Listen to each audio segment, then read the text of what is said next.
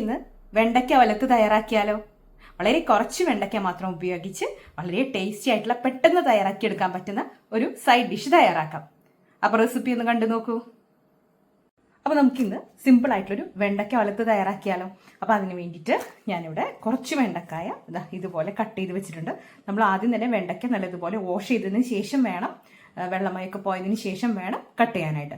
അതല്ലെങ്കിൽ നമ്മുടെ വെണ്ടയ്ക്കൊക്കെ എപ്പോഴും ഉപ്പേരിക്കായാലും ഒലത്തിനായാലും ഒക്കെ കുഴങ്ങിയിരിക്കും. അതൊന്ന് ശ്രദ്ധിക്കണം.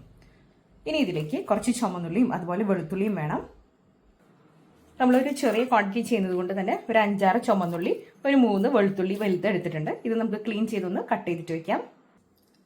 ഞാനിവിടെ ചുമന്നുള്ളിയും അതുപോലെ വെളുത്തുള്ളിയും കട്ട് ചെയ്ത് വെച്ചിട്ടുണ്ട്.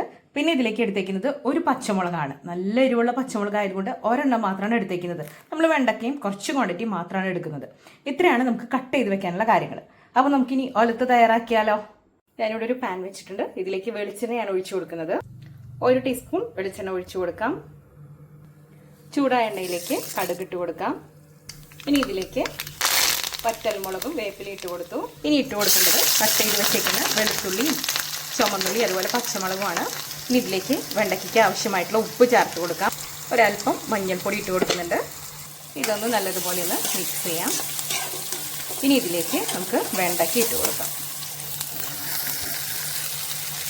ഇനി വെണ്ടയ്ക്ക നല്ലതുപോലെ മിക്സ് ചെയ്യാം. തുറന്നു വെച്ച് തന്നെയാണ് നമ്മൾ വേവിക്കുന്നത്.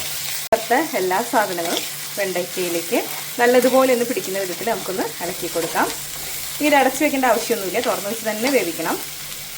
അടച്ചു വെച്ച് വേവിക്കുമ്പോൾ നമ്മുടെ വെണ്ടയ്ക്ക കുഴഞ്ഞു പോകും. അതുകൊണ്ടാണ് തുറന്നു വെച്ച് വേവിക്കണം എന്ന് പറയുന്നത്. ഇനി നിങ്ങൾക്ക് കുഴഞ്ഞ പരുവാണ് ഇഷ്ടമെങ്കിൽ അടച്ചു വെക്കാം കേട്ടോ. അപ്പോൾ ഇനി ഇതൊന്ന് വെന്ത് വരട്ടെ. വെണ്ടയ്ക്കൊക്കെ നല്ലതുപോലെ കുക്കായിട്ടുണ്ട്. വെന്ത് വരുമ്പോൾ നമ്മൾ ഇലവർഗ്ഗങ്ങൾ, അതായത് മുരിങ്ങയിലും ചീരയിലൊക്കെ ചെയ്യുന്ന പോലെ തന്നെ വെണ്ടയ്ക്കയും ചെറിയൊരു ക്വാണ്ടിറ്റി മാത്രമേ ഉണ്ടാവുള്ളൂ കേട്ടോ. ഇനി നമുക്ക് സ്റ്റൗ ഓഫ് ചെയ്യാം. അങ്ങനെ വളരെ ഈസി ആയിട്ട് തയ്യാറാക്കാൻ പറ്റുന്ന വളരെ ടേസ്റ്റി ആയിട്ടുള്ള നമ്മുടെ വെണ്ടയ്ക്ക ഉലർത്തൂടെ റെഡി ആയിട്ടുണ്ട്. അപ്പോൾ എല്ലാവരും ഒന്ന് ട്രൈ ചെയ്ത് നോക്കും.